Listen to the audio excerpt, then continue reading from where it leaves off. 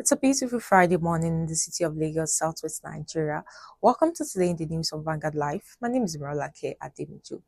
Let's move straight into the top stories of the dailies. Start with Vanguard. Vanguard is leading with alleged Christian genocide.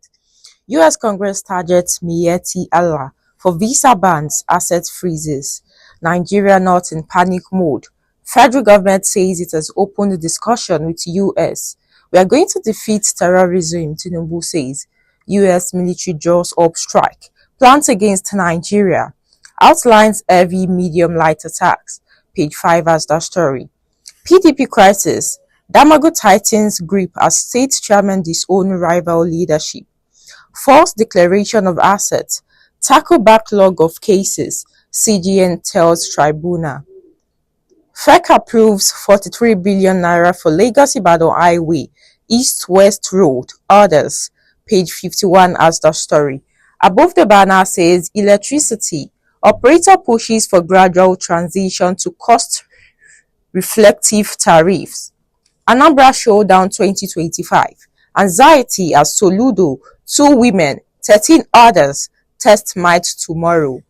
Mba Fubara, Abiodun worry over deplorable state of police training college. And lastly on the Vanguard newspaper, economy records strong growth. Edun says you can find that story on page 8 of the Vanguard newspaper. Away from the Vanguard into the Nation leading story says Tinubu will defeat terrorism, secure every part of the country. Nigeria engaging constructively, diplomatically to address all genuine concern. GHL to AMCON, you can't appoint receivers manager for us. Page 3 has the story. Above the banner says, FEC rolls out approvals, 43 billion naira for Lagos-Ibadan Road Phase 2. Maitama 2 District, Judges Residents, $396 million loans for Northern, IDP's Shokoto Health Project, concession of Port Harcourt International Airport, Presidential Task Force to drive dirty December. Page 2 has the story. Makinde approves 88 billion naira road project. And lastly on the Nation newspaper, Nigeria targets 32% emission cut by 2035. Page 4 has that story. Away from the Nation into the Punch, major leading story on the Punch says Trump threats. Tinubu rallies foreign allies as not reject Sharia ban. Federal government vows to crush terror networks. NEF, ACF reject US move to outlaw Sharia. Page 2 has the story. Anambra poll. INEC distributes sensitive materials. 55,000 policemen mobilized. Vehicle imports slide 10% on weak consumer spending. Pretty might get 50 million naira bail for alleged drug offense. And lastly on the Punch newspaper, newly inaugurated Tinubu campaign office demolished in Benue. You can find that story on page 14 of the Punch newspaper. And lastly, the Guardian is leading with Nigeria press at 166. Old battles linger amid new threats. Fight for survival and truth. Nigeria losing legitimacy over widespread killings, lack of accountability. 68% of electricity consumers bypassing prepaid meter, federal government says. Senate orders NAFDAC to outlaw sachet alcoholic beverages by December 31. Anxiety, tight security as Anambra elects new governor tomorrow. And lastly on the Guardian newspaper, report ranks Nigerian state health emergency preparedness below 30%. You can find our story on page 7 of the Guardian newspaper. And that's all we have for the headlines of the dailies. Join us after the short break for a brief analysis of some of the stories.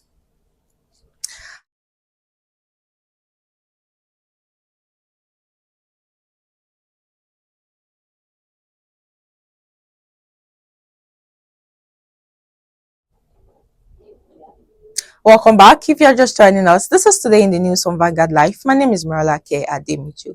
Now let's move into our first story of the day. U.S. Congress proposes visa ban, asset freezes against Miyetti Allah.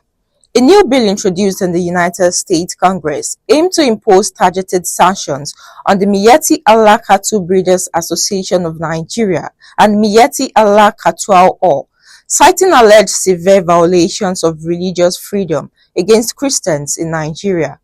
The proposed measures include visa bans and asset freezes for individuals associated with these groups. Representative Smith Christopher, who sponsored the bill on Tuesday, commended U.S. President Donald Trump for redesignating Nigeria as a country of particular concern under the International Religious Freedom Act.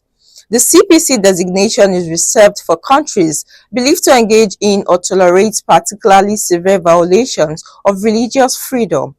This came as the federal government said yesterday that it remains calm and not in any panic mode over the position of the United States on the alleged genocide against Christians in the country.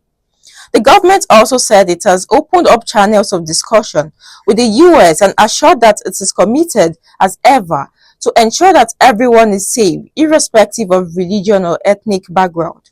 Meanwhile, President Bola Tinubu has said that his administration will defeat terrorism and that he is determined to deepen global engagement and intensify the fight against terrorism and criminality.